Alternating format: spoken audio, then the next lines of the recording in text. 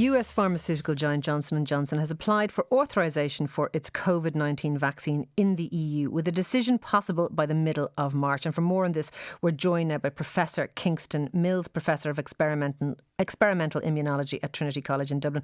Kingston, this sounds very positive, but what will the Johnson & Johnson vaccine mean for I suppose, immunising the country?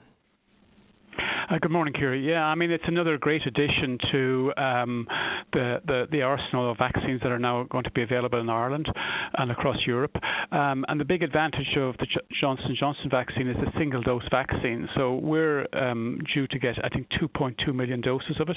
That means that it's not going to do 1.1 million people like the other vaccines, actually going to immunise 2.2 million. That's nearly half the population of Ireland, or not far off. So that is going to, make it a lot easier. The other big advantage of this vaccine is it can be stored at 4 degrees in fridge temperature, so it doesn't have the logistic issues around transportation and storage that the other ones, especially the Pfizer one. Pfizer is a very, very good vaccine, don't get me wrong, but the issue with it is that it has to be stored at -70 or -80 degrees, which makes it logistically difficult for GPs, for example. So this would be an ideal vaccine for GP surgeries. So this has double advantages. You can store it in a normal fridge, and it is a single shot rather than 2 shots spaced out. Yeah. That does sound like a game changer. And we're talking about this arriving here in these shores probably mid-April. All the pitfalls of vaccination now, all the stopping and starting and the worry. Are we on the cusp of seeing that all, in the rear view mirror, that we're actually going to be moving to fairly straightforward mass vaccination that is speedy? Yes, but with a caveat.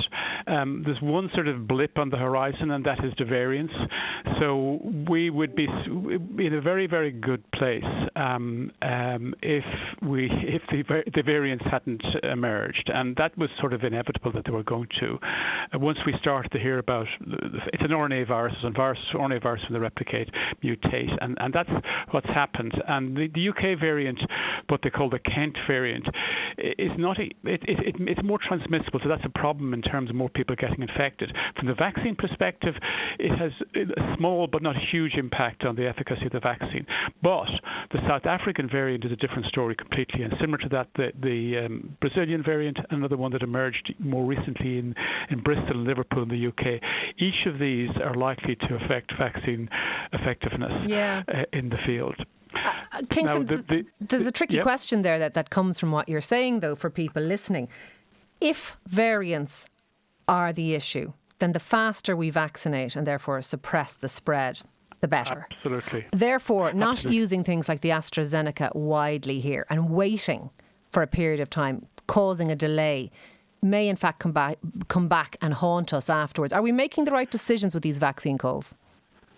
I think it is a tricky one. You have to balance effectiveness versus the fact that they may not be as effective against the variants. And what happened in South Africa, where 2 of the trials were done, one with this AstraZeneca vaccine, one with the Johnson & Johnson vaccine, and at a time when the new variant was widely circulating there, they found that the Johnson & Johnson vaccine still worked, but only at 57%. But that's still pretty good. I mean, 57% is higher than the sort of the more pessimistic people would have predicted a vaccine would have been before we knew whether any of these were going to work. Is that 57% in terms of preventing infection or in preventing serious illness?